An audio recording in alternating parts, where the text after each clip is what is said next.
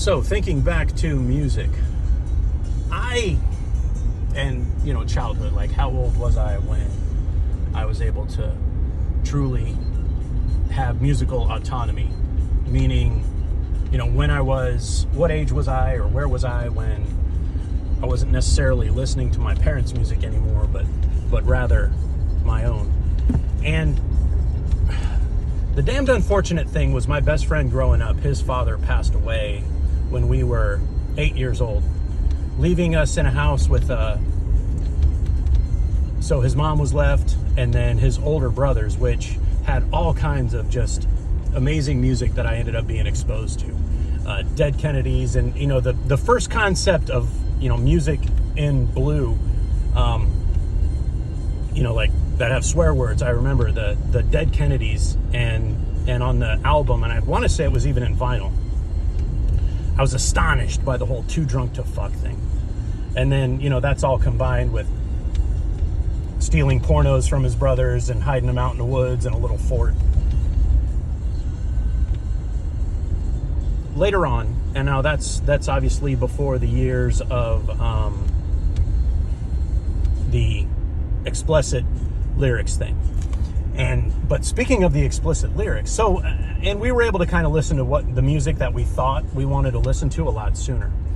My other friend, maybe not necessarily so lucky, more along the lines of he was stuck listening to what his parents listened to at a very long age, so much so that he was a fan of the Beach Boys, Jan and Dean, that Surf City kind of shit. So much so that going with him, my first musical concert was seeing the Beach Boys in Gainesville.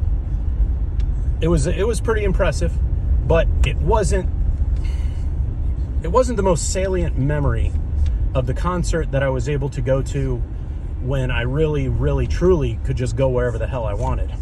And that was to see, now we had seen the Almonds with his brothers and gone to a bunch of other concerts and shit. But my first Just Me concert was this small, unknown band called Justice. And they were handing out flyers when I was at USF, and my girlfriend and I saw that, and we caught the concert in a bar. We were among 10 people, and these people were just blowing their fucking eardrums out. They had a cover of the Blondie song "Call Me," and being that close to the music and just feeling the bass drum hitting just pushed your fucking sternum through your backbone. That was the other thing about autonomy is, having absentee parents, we got to listen to not only the type of music that we wanted to listen to, but as loud as we fucking wanted to listen to it.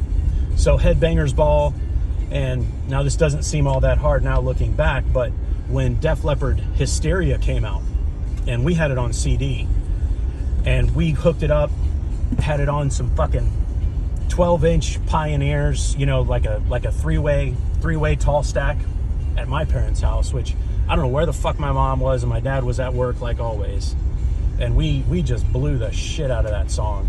And I just remember watching those subwoofers just drive, man, and the windows were shaking. And unfortunately, I think it was Rocket came on, and it hit so hard that it actually split the suspension on one of the subwoofers. So we meekly just turned it down and took our CD out of the thing and pretended like everything was fine. Music, I don't think that I'm unique in music being such a huge part of my life, but it really is one of those things that takes me back. That same girl that I was seeing when I first started at USF, followed my high school sweetheart to college. Mazzy Star comes on, and just those haunting lyrics just bring me back to those moments. And these are moments that haunt me. Like I can't get out of 1995 in certain aspects, you know? And I want to, you know? I love my life, and I love my family. And I'm thankful. I'm thankful to have the friends that I've had, and I'm thankful to have the experiences that I've had that allowed me to have an eclectic perspective. You know, and that same friend that I was with when his dad passed away, we're still close enough that, you know, we talk on the phone and visit each other at least as much as we can. He lives way over in Houston though, but we'll share music back and forth on text message. You know, just cool dig it shit. I want to, though, on this subject, I want to keep this rolling though, man. I want to hand the ball off. I want to hand the ball off to Shafe. I want to hand the ball off to Shafe.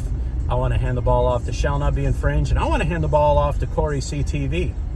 Because I know you can make videos about more than just political things, man. And I know, brother, you know music.